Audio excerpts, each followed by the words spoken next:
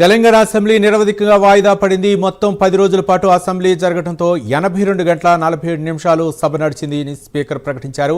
ఈ సందర్భంగా 10 బిల్లులను తెలంగాణ అసెంబ్లీ ఆమోదించింది.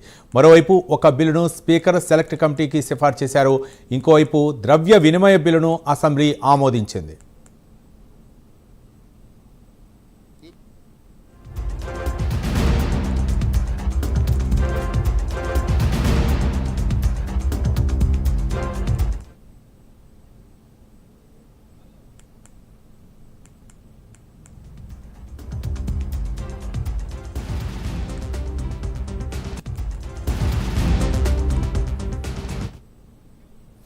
తెలంగాణ అసెంబ్లీ నిరవధిక వాయిదా పడింది. మొత్తం 10 రోజుల పాటు అసెంబ్లీ జరగడంతో 82 గంటల 47 నిమిషాలు సభ నడిచిందని స్పీకర్ ప్రకటించారు. ఈ సందర్భంగా 10 బిల్లులను తెలంగాణ అసెంబ్లీ ఆమోదించింది.